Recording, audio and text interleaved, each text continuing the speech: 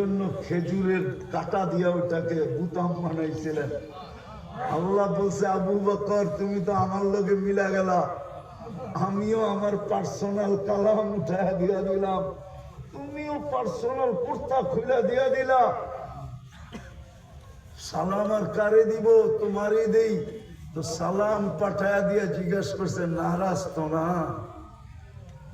Personal জিনিসটা যখন খুলে দিয়া দিছেন, ওই দিন আল্লাহ জিজ্ঞেস করছেন, নারাজ তো না? আমার উপরে নারাজ তো না? কে জিজ্ঞেস করছে? আল্লাহ জিজ্ঞেস করতেছে, আমার উপরে নারাজ তো না? হায় হায় আল্লাহ, আবু বকর নারাজ হয়ে গেলে আর আপনার আসবে আর যাবে কি? হায় হায় হায়। আবু বকর সিদ্দিক রাদিয়াল্লাহু তাআলা আনহুকে আল্লাহ জিজ্ঞেস করছে, আপনি আমার উপরে নারাজ তো না? তো চোখের পানি ছেড়া দিয়া বলছে, মা বালা আবা বকরিন আল্লাহ ইয়ারদা আলা রাব্বি।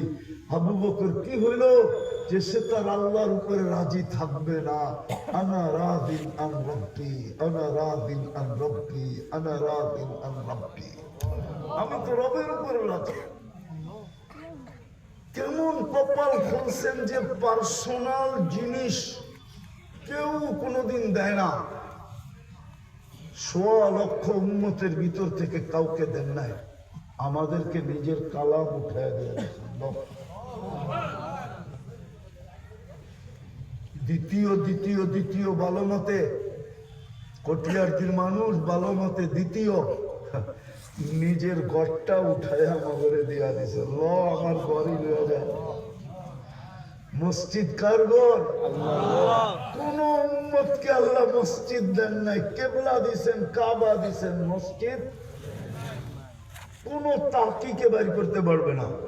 কোন উম্মতকে আল্লাহ মসজিদ দেন নাই, কাবা দিছেন, কেবলা দিছেন, মসজিদ না।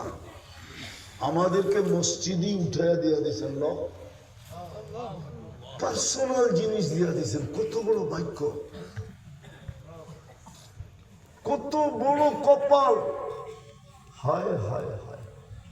আল্লাহরে যদি জিজ্ঞাসা করি থাকেন কই, গর্ত দিয়া দিলেন আমাকে, তা আল্লাহ জবাব দেয়, আনা মা কুম আইনা মা কুনতুম।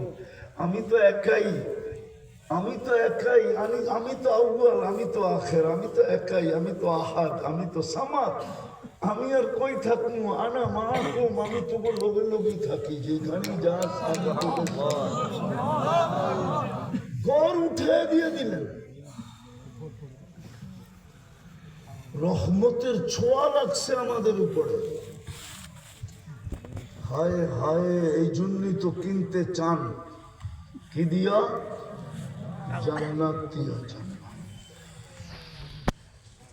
তিনটা দেখাইলাম মজা, 4 নিয়ামত দিয়া যা 3 মজা দিবেন, 4 নিয়ামত দিয়া।